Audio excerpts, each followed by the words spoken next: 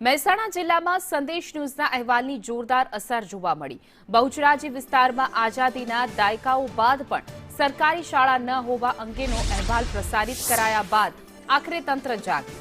આ અહેવાલના પગલે શિક્ષણ વિભાગ દ્વારા જિલ્લામાં 5 નવી હાઈસ્કૂલોને મંજૂરી આપી દેવામાં આવી। પરિણામે બહુચરાજીમાં છેક 79 વર્ષ પછી નવી સરકારી સ્કૂલનું નિર્માણ થશે।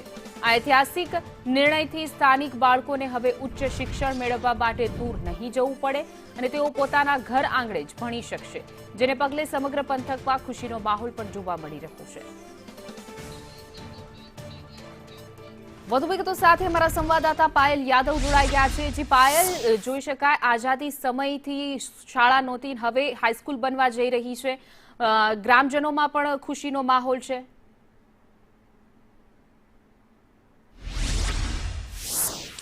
ચોક્કસ જે પ્રકારે વાત કરવામાં આવે તો દાયકાઓ પછી જ્યારે સ્કૂલ બનવા જઈ રહી છે ને તે પણ સરકારી સ્કૂલ, માધ્યમિક શાળા ન હોવાથી અગાઉ સંદેશ ન્યૂઝ દ્વારા એક અહેવાલ પ્રસારિત કરવામાં આવ્યો હતો કે આઝાદી પછી એક પણ સરકારી સ્કૂલ જે કહી શકાય તે નથી ને તેને લઈને વિદ્યાર્થીઓને દૂર દૂર સુધી ભણવા માટે જવું પડે છે ને તેને અગવડ પડી રહી છે। ત્યારે વાત કરવામાં આવે તો 2008માં જે સીમાંકન કરવામાં આવ્યું ત્યારબાદથી લઈને અત્યાર સુધીમાં 2012માં ભાજપના એમએલએ રજનીભાઈ પટેલ બન્યા હતા અને 2017માં જે કહી શકાય કે અનામત આંદોલન જે છે તેની અસર જોવા મળી હતી ને તેને ત્યાં કોંગ્રેસે જે છે તે વિધાનસભાની સીટ જે છે તે હાંસિલ કરી હતી ને ભાજપે તે સીટ ગુમાવી હતી। જ્યારે ફરી 2022માં સુખાજી ઠાકોર જે કહી શકાય કે ભાજપ અને સ્થાનિક સ્વરાજ્યની સ્થાનિક સ્વરાજ્યની જે ચૂંટણીઓ છે તેમાં પણ ભાજપ પ્રેરિત જે કહી શકાય કે અત્યાર સુધીમાં સત્તા છે તેમ છતાં પણ બહુચરાજી છે તે ભણતરથી વંચિત રહ્યું છે।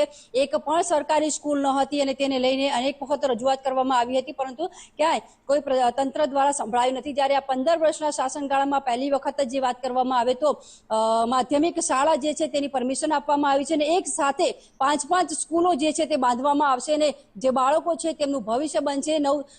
ધોરણ 8 પછીની જે શાળામાં જે બાળકોનું ભવિષ્ય હોય છે તે ધૂંધળું બની ગયું હતું, દૂર દૂર સુધી બાળકોને ભણવા જવું પડી રહ્યું હતું। પરંતુ અત્યારે હાલમાં એક ખુશીની લહેર એ છે કે સંદેશ ન્યૂઝના માધ્યમથી જે અહેવાલ પ્રસારિત કરવામાં આવ્યો હતો અને ત્યારબાદ જે તંત્ર જે છે તે જાગ્યું છે અને એક સાથે 5 સ્કૂલો બાંધવાની પરમિશન આપવામાં આવી છે। ત્યારે હવે આ જે સ્કૂલો જે છે તે ગ્રાન્ટેડ થશે અને બાળકોનું ભવિષ્ય જે છે તે ઉજળું થશે। જી બિલકુલ પાયલ, સમગ્ર માહિતી બદલ આપનો આભાર।